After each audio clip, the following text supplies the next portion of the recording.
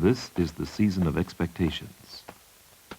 It's marked by certain signs, by certain work. It's a time when the wine grower goes more frequently to his vineyard.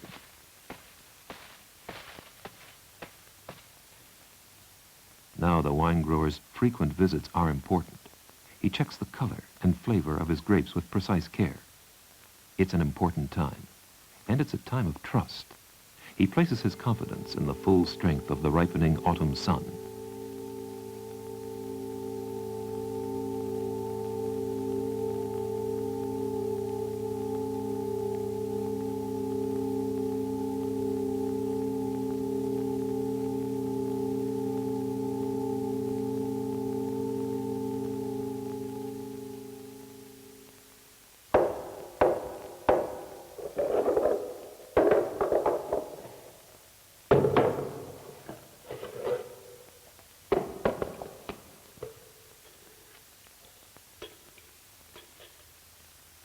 When this man eases himself through an opening barely larger than his head, when he works so hard in the damp and in the dusk, enveloped in the heady aroma that remains in the cask from last year's vintage, there can be no doubt that this indeed is the season of expectations.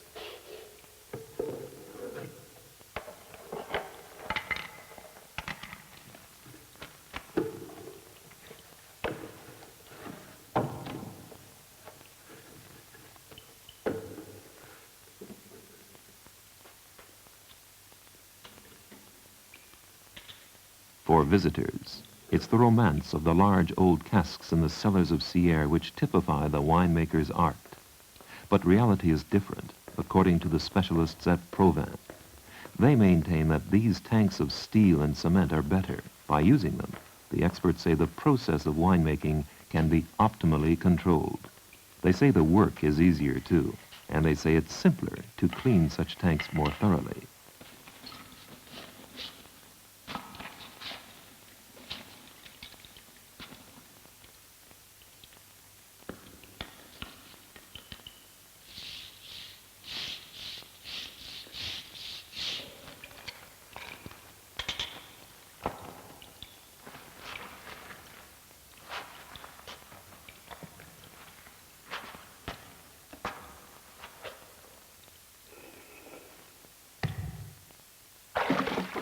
These wooden containers are being cleaned of dust accumulated over a year, just so that they can hold the grapes for a few days.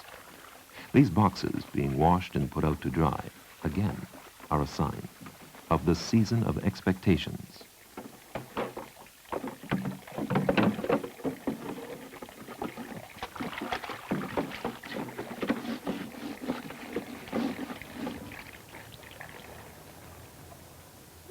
Working according to a map that shows the wine-growing district divided into vineyards, the final details of the forthcoming vintage are settled.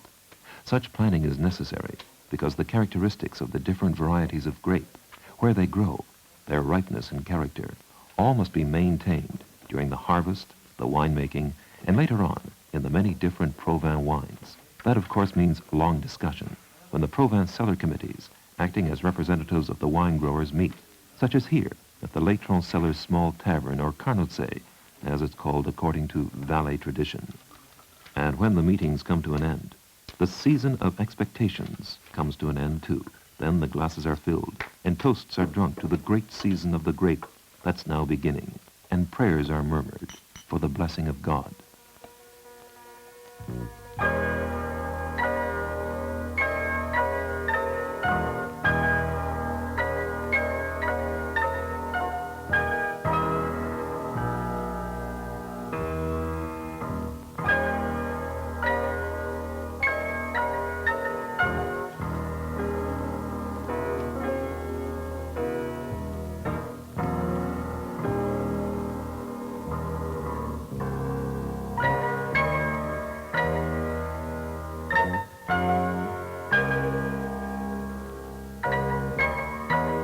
It's true that for 3 weeks in October, this fruit determines the rhythm of life for the whole valley.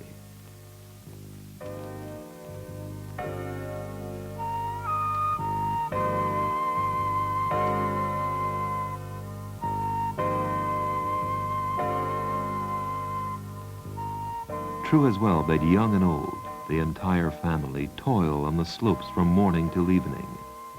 And true, too, that the work is hard, backs ache, and cheers and smiles are very much an afterthought, because the days pass quickly, and the grapes must be harvested in a race against time. Yet, despite all the hard work, the wine growers' spirits are high. The sight of these grapes, the fruit of a year of effort and care and worry, gives everyone a sense of deep satisfaction.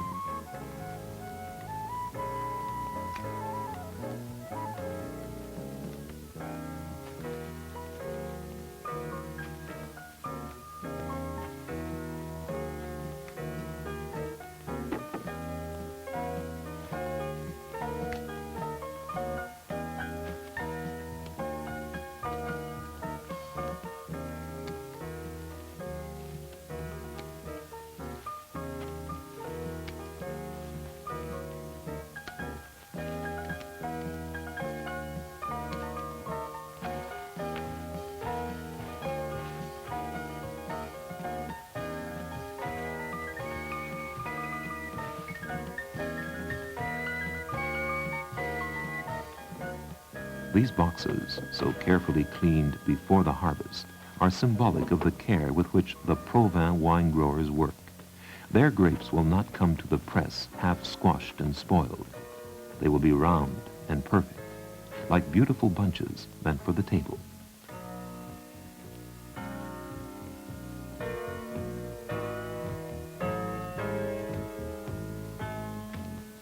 These hands have not had it easy.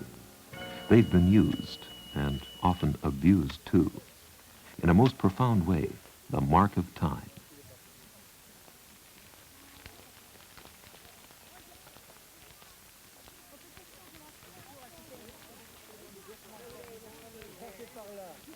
And the way these hands tell their story is expressed in the way they're used.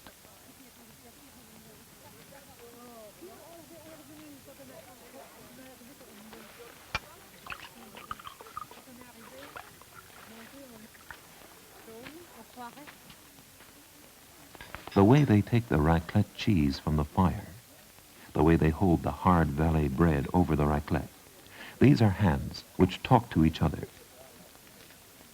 It is almost as if they have fashioned the faces they belong to.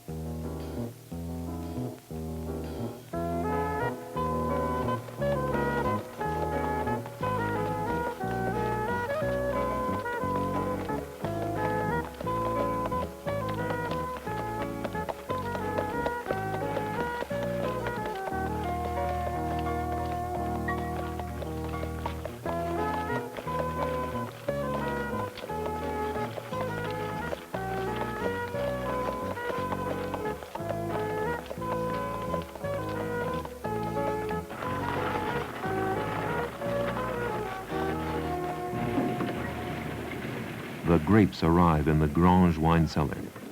Grange is one of Provins' 9 cellars. For 3 weeks in October, that is where the area's wine growers deliver their grapes. Provins is a cooperative society of 5,000 wine growers and vineyard owners. 5,000 people, a portrait gallery of men and women, of the soil and the sun.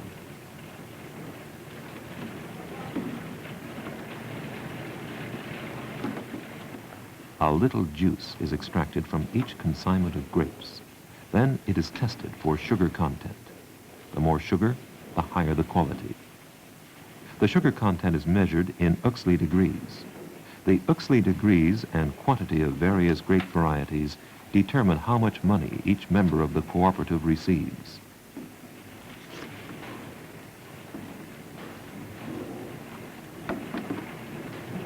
Provins is an organization of 5,000 people who have joined together voluntarily to work with each other in establishing exact rules and strict discipline to constantly improve the quality of their wines. Quality that is not decided by how many grapes are gathered, but rather by the sugar content, continuously controlled by state-certified experts. This is the decisive moment for the wine grower. Again and again, that happy smile is repeated, confirmation that the test has been passed.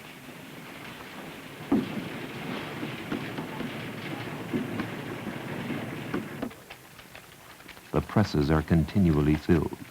Naturally, the ripe grapes are sorted so that those which have been separated in the vintage plan according to vineyard site, ripeness, and character are filled into the various presses in accordance with the same criteria.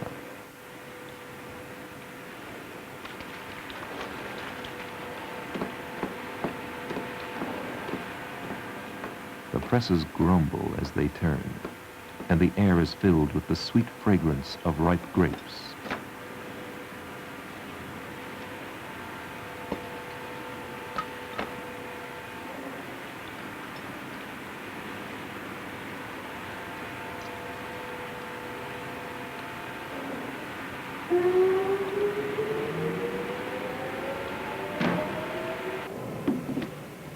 The red grapes arrive from the vineyards. Here, too, the wine growers bring in their crop exactly according to plan. And here, too, the grapes are sorted according to the vineyard site and ripeness. And, of course, the great grape varieties, Pinot Noir and Gamay, are kept separate from each other.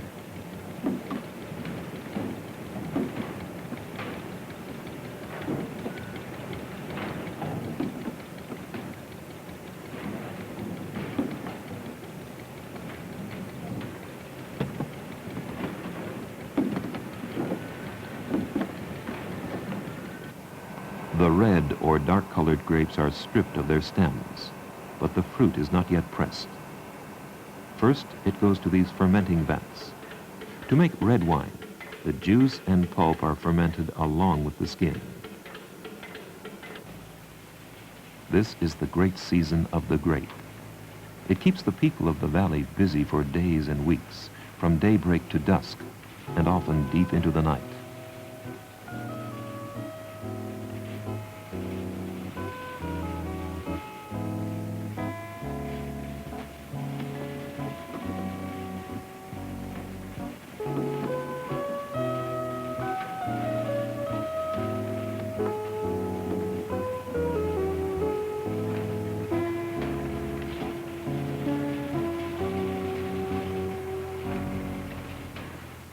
The juice ferments in the vat. The fermenting liquid, also called must, seethes violently. Bubbles rise to the surface. Grape juice starts to become wine. One of nature's miracles is taking place. In the beginning, the must is cloudy, opaque, and sweet.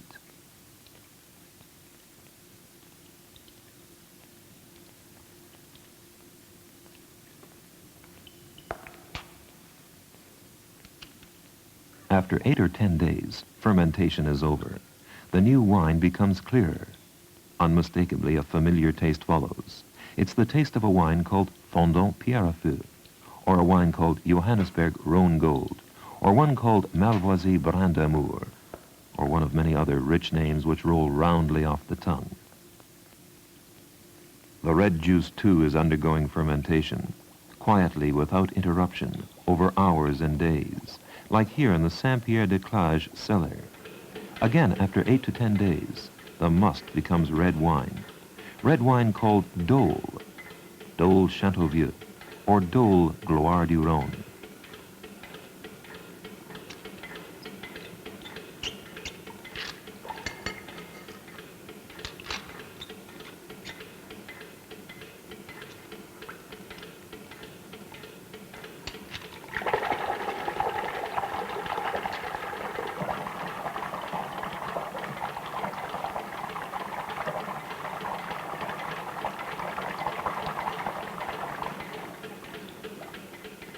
The red wine is run off. And what is left in the fermenting vat is called mash. That's the skins, pips, and residues of the pressed grapes. In itself, the juice of the red grape is colorless. It's the skin which gives the red wine its color. Fermentation ruptures the skin, releasing the color which spreads through the wine. This is called mash fermentation. From the mash of skins and residue left in the fermenting vat, a brandy is later distilled. It is clear, smooth as velvet, and very famous. Mar de Dole, La Gotta. These are busy weeks. The grapes are harvested, transported from vineyard to cellar. Their stems are removed. They're pressed. They ferment. Wine growers and cellar masters work from early to late. They sweat and freeze. They swear and they laugh. Their labor and their moods are dictated by the will of the grape, whose season is now over.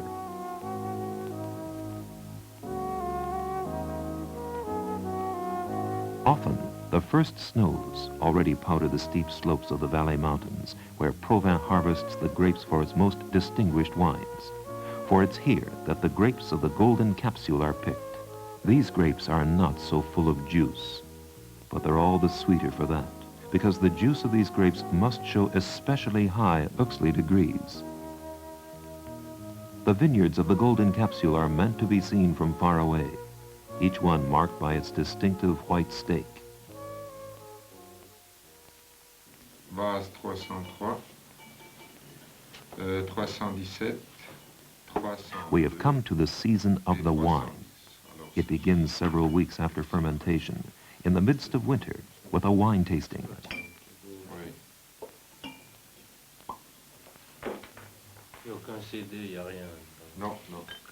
The vines and grapes, which in the course of the year the Provins wine growers have cultivated, nurtured, and cherished.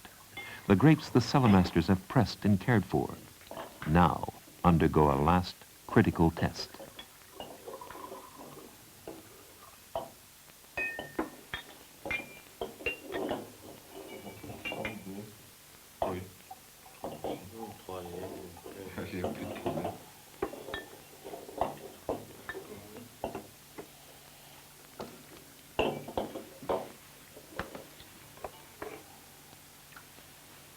This is the moment of truth.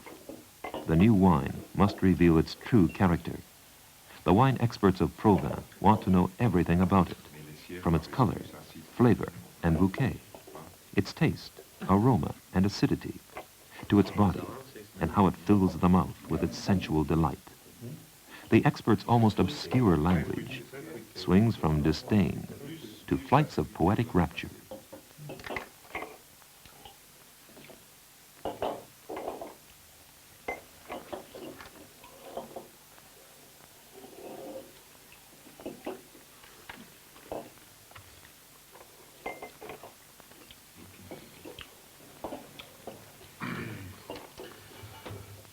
It takes a long time till all the wines have been tasted, all the opinions expressed, all the judgments rendered.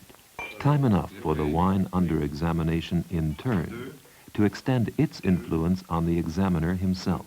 So how could this business, serious though it may be, end in any way but on a light-hearted note?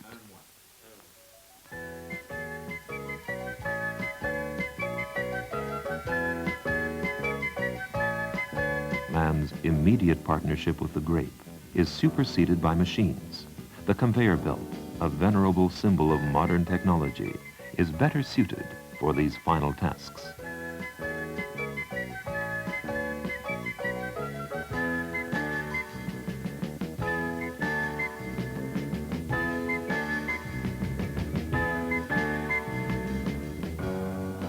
This is the white wine of the golden capsule, the noblest of the Provins Fendants. Its name is Pierrefeu, and this is its label, one of many labels, one of the many white and red wines cultivated and processed by 5,000 wine growers and cellar masters, year after year, in laborious work on the steep slopes of the Valais and in the cellars below, under the name Provins.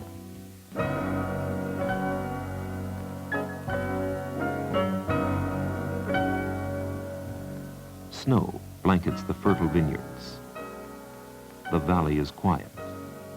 Many months will pass before the great season starts again. The season of the grape.